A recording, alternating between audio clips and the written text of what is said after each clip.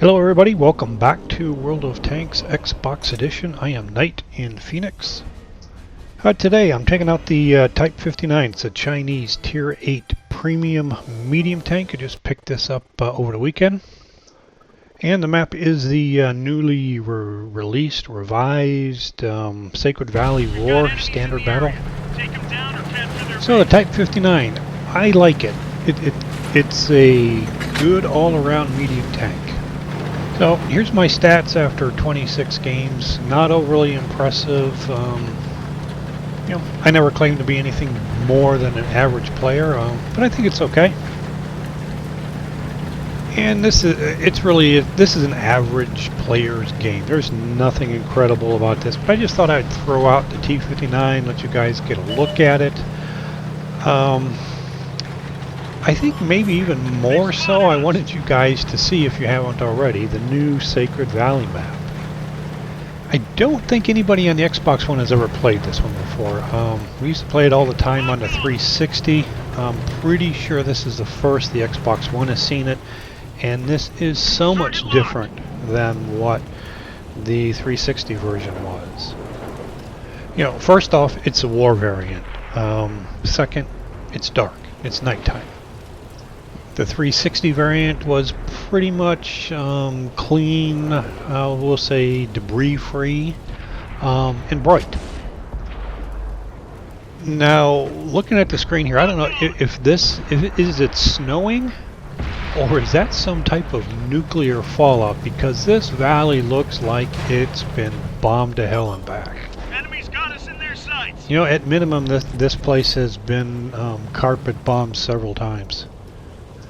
I've only driven small portions of the map so far. I have yet to come across anything what I would consider smooth terrain. And, well, for various obvious reasons. One, it's dark, it's a war variant, it's a revised map. I really have no idea where I'm at right now. I thought I was on the high ground, just basing on what I can remember from the 360 version of this map. And I look at the minimap and I see friendlies to the north of me, higher up. So I took a wrong turn somewhere, or just missed a turn. While I don't appear to be down on the valley floor, I am not up on the high elevation where I actually intended to be. Which might not be a bad spot, I don't really know at this point. I see a lot of enemy tracers going up towards that hill. So far nobody's shot at me. So we got some pretty good cover here, so I'm just going to kind of hang out here. Unfortunately, it works out, but you don't get to see very much of the map for the next several minutes, and even after that I don't go that far. So we're seeing targets. It's just a matter of, can we get ourselves into a position where we can shoot at them and not be shot from the sides. So here, yeah, as far as I can tell, I am shooting through this top rock at the Leopard PTA. So my guess is the rock that I'm shooting from doesn't really exist in the 360 version. It is a eye candy for the Xbox One. So I've seen that on multiple occasions where what I'm going to call eye candy is actually penetrable on the Xbox One version. So the Leopard PTA, after I put 4 penetrating shots into him, he decided he's no longer going to sit stationary for me. Had a real brief chance to shoot the rear drive wheel of the Borsig there, but my reflexes weren't quite fast enough, I guess. And we do get joined up here by a friendly T28 prototype. My guess is we probably both started out at the same time and he just finally got here. So this appears to be a nice flush on shot at the side of a J Panther II. It bounced. He was turning, so I don't know, maybe we didn't hit where we thought we did.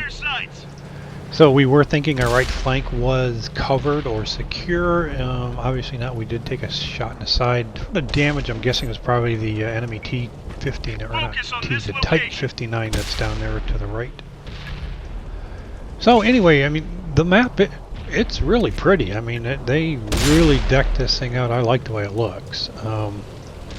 Driving on it kind of sucks. taking shots while you're on the move kind of sucks. You just never know what you're going to be running over, and your gun is just not going to stay where it's aiming. And some of these bomb craters are actually wide enough and deep enough where you can go hull down if you don't have an excessively large or high or long tank. But I'm going to guess there are probably very few of them that are in really strategic locations. Alright, so we had a Walker Bulldog. He was either running from somebody or trying to bum rush us. Either way, it didn't work out real well for him. It appears the MT-25 over there, he's going to meet the same fate here. He's obviously running from somebody. So back to the T-59. It is, again, like I said, it is a premium tank. It is one of the lesser expensive Tier 8 premium tanks. It does make really good silver. It's reasonably mobile. I think it'll do up to 57 kilometers an hour on hard, flat terrain. Takes a little bit to build up to that speed, but it will make it. It does have a 100mm gun with, well, what is the penetration? 181mm, I think, is the pen with the 240, 260 average damage roll. My brother Greg Ghost also picked up one. He has the his American Tier 8, the Freedom. And the impression I get at this point is he really does like this a lot better. What else? I have been tracked quite a few times, set on fire a few times, ammo racked a few times. Seems like it might be prone to being ammo racked and set on fire. It certainly can bounce some shots. It does have pretty good armor. I'm not going to say it's great armor, but I have bounced some stuff that I was surprised that I bounced. So at this point, no regrets. I'm sure once I start working up the Chinese line, I'll be glad that I have this as a crew trainer and a good money maker. Alright, so game-wise, we have, what, 7 vehicles left. They have one, a low, Lurva, however you want to pronounce it from whatever country you're in, I guess. Our first shot bounces. We adjust a little bit lower to that front plate, and we do 234 damage on him. He certainly appears to be AFK. One final shot for me, 237, and our team takes him out of the game. Mission accomplished.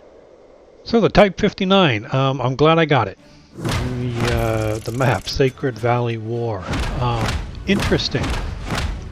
Going to take some time to relearn this for sure. Post-game stats, you see I made 189,000 profit there. That was the Type 59 Ace. When you buy a premium vehicle, most of the time, if you get 30,000 XP within the first 7 days, they give you 100,000 silver in 1 day of premium time. So that did include that. We did just over 1,900 damage. That's about 1.3 times the my hit points of the vehicle, so that's not too bad. Of course, it's not any type of a mastery badge at all, so people are really playing this well. New. It's obviously played a lot, and it's obvious people are having some pretty good games in it. Alrighty, so I was just going to say that this is it for this video, but what do you guys think about the new results screen with the top of it that's scrolling from left to right? It has that background image that moves left and right with your ribbons and stuff in front of it stationary. You know, visually it's kind of cool, but at the same time I find it a bit disorienting. Having a horizontal scroll with stationary objects in the foreground can be uncomfortable for some people. Just something for wargaming to think about. Okay, so that is it for this video. I hope you enjoyed it. If you did, I'd appreciate it if you would click the like button. Comments, questions, leave them in the comment section below. If you haven't already subscribed, please do so. YouTube will notify you when I post new videos. And as always, I thank you for watching, and I'll see you next time.